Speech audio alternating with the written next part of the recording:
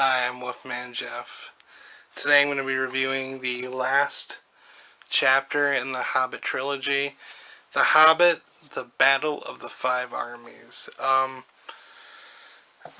just going to start off by saying this was actually my least favorite of the Hobbit movies. It was the shortest, and there were several parts of the movie that kind of were a letdown for me. The movie in itself was basically a giant climax of the first two movies.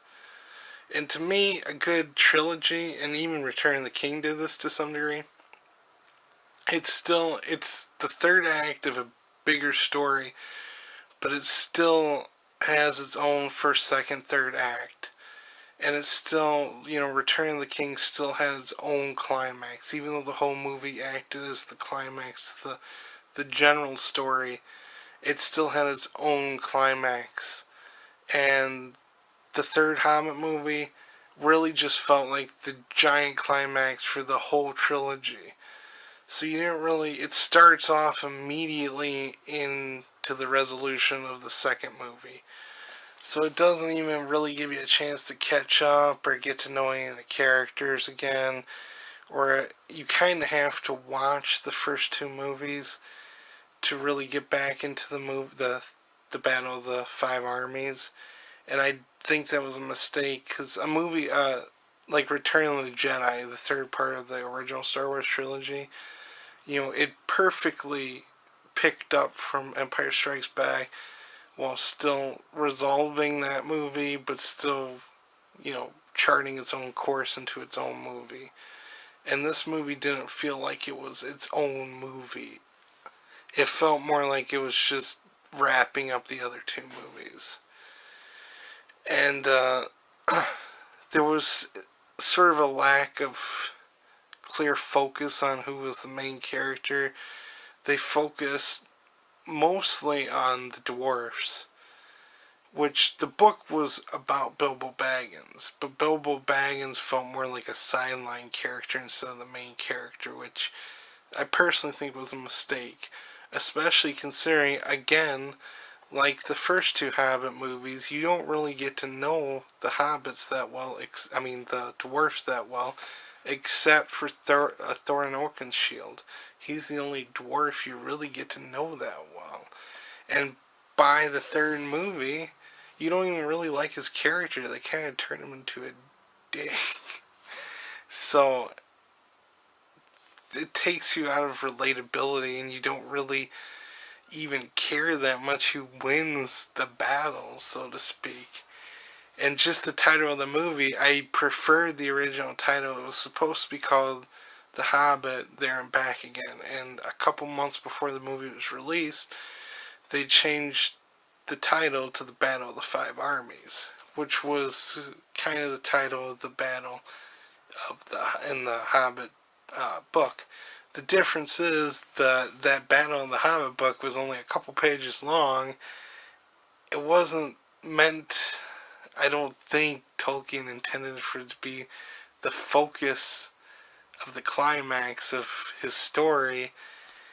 And just the title alone was sort of confusing by the movie's standards, because you don't really know if they're counting individual armies. Like the dwarfs, you don't know if they're counting one army. I mean, if you read the book, I know who the five armies are, but especially if you don't know and you're kind of waiting, it takes a long time for you to like, oh, there's the fifth army. And in the movie, they don't even really make it clear who the fifth army is. I mean, you can figure out, it doesn't take a genius, but I can see where it can be kind of confusing. So I think that was a major problem. One thing I will give it credit for, and I'll give the whole Hobbit trilogy credit for, is the 3D in all the movies was very well done. And not all 3D movies really capitalize on it well. And the Hobbit movies did. I mean, they have stunning 3D effects. The visuals are kind of enhanced by the 3D.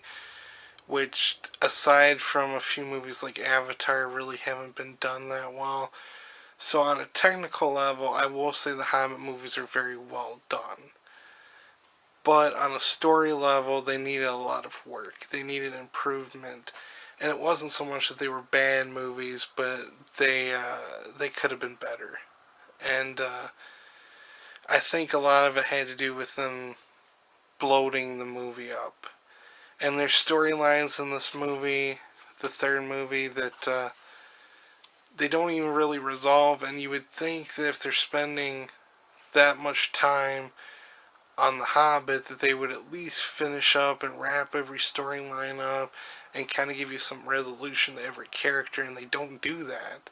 And it's kind of frustrating, especially, when you really like Peter Jackson, you really like his work, and and you like Lord of the Rings. It's kind of frustrating that it doesn't reach the potential it should have.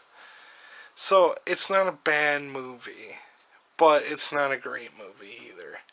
It's a movie I would recommend, like I said with the other two, especially if you wanted, to kind of know more of the history of Middle Earth.